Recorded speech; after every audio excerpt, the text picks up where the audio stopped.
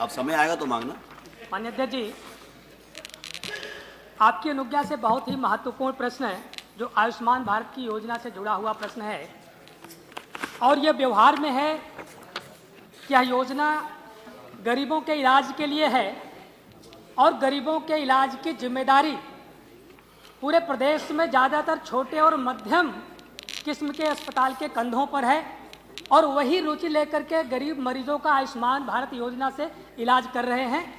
और उसके बाद सरकारी अस्पतालों में कारपोरेट अस्पताल बड़े पैमाने पर, जितने भी कारपोरेट अस्पताल उत्तर प्रदेश के इस योजना से इम्पैनल्ड हैं, उनके द्वारा गरीब मरीजों को इलाज में कोई दिलचस्पी नहीं दिखाई जाती।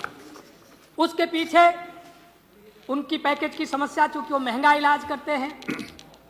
यहीं पर ऐसे अस्पताल हैं जो एक एक दिन का खर्चा 50-50 हज़ार रुपये लेते हैं।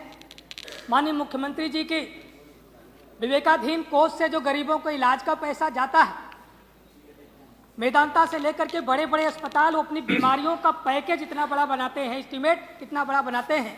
आयुष्मान भारत से तुलना करेंगे तो आयुष्मान भारत के पैकेज से कहीं 10 गुना ज़्यादा पैसा सरकार उन्हें प्राइवेट कारपोरेट हॉस्पिटल को देती है, लेकिन वह इस योजना से इलाज करने में कोई दिलचस्पी नहीं रखते।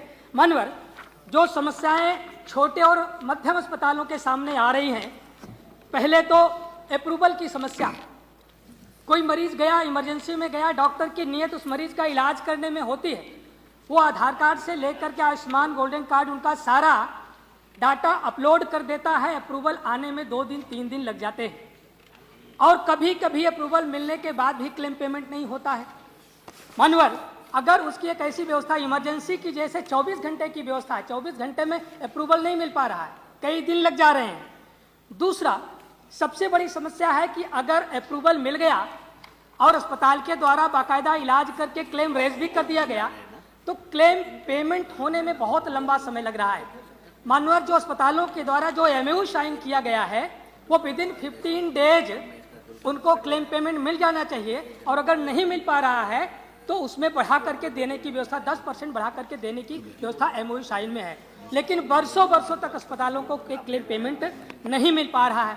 बिना आधार के क्लेम का रिजेक्शन होना, जो जिला की कमेटी, जो राज्य की कमेटी होती है उसके द्वारा, चूंकि यहाँ पर कोई मैनुअल जाकर के कर नहीं सकता, वो अपने उस सर्वर के सहारे वहाँ तक उस मैसेज को भेजता है और वो वहाँ पर पेंडिंग में छूट जाता है और उस पर कोई कार्रवाई नहीं होती, उसका पेमेंट नहीं हो पाता है।